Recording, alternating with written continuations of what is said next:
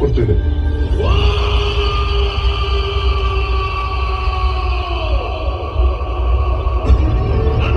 ಎಲ್ಲಿವರೆಗೆ ಕೆಲಸ ಉಂಟಾ ಅಷ್ಟೆಲ್ಲ ಜಾಗವನ್ನು ಊರಿನ ಜನರಿಗೆ ಕೊಡ್ಬೇಕು.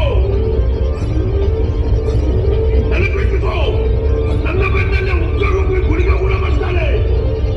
ಒಳ್ಳ ಮಾತ್ರ ಕಟ್ಟಂತ ಜಾಲಬಡಿ ಅಂತ ಇಡಲ್ಲ, ಕೆಟ್ಟ ಮಾಲಬಡಿ.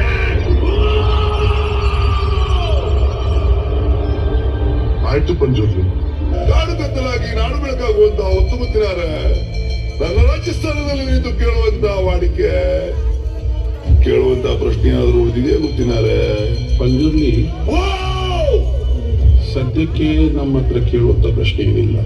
ನನ್ಗೆ ಉಂಟು.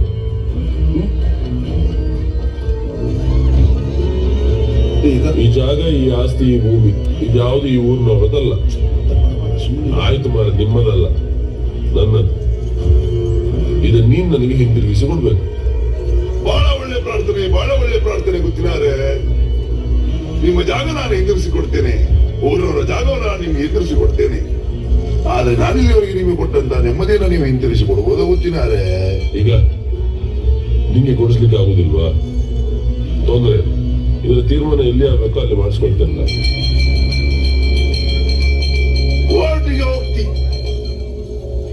ಆದ್ರೆ ನಿನ್ನ ತೀರ್ಮಾನ ಮೆಟ್ಲಲ್ಲಿ ನಾನು ಮಾಡ್ತೇನೆ. ಜಾಗ ಊರಿನವ್ರದ್ದು, ಅದರ ತೀರ್ಮಾನ ಇವತ್ತಲ್ಲ, ಮುಂದೊಂದು ಕಾಲ ಬರ್ಬೇಕಾಗ್ತದೆ. ಊರಿನವರಿಗೆ ಸೇರಿದ್ದ ಇದು ದೈವ ಮಾತಾಡುದ, ದೈವ ನರ್ತಕ ಮಾತಾಡುದ? ದೈವವ ನರ್ತಕನ ಇವತ್ತೇ ತೀರ್ಮಾನ ಆಗಿ. ನರ್ತಕನಾದ್ರೆ ನಾನು ನಿಮಗೆ ಸಿಗುವಂತವನಾಗಿ, ದೈವವಾದ್ರೆ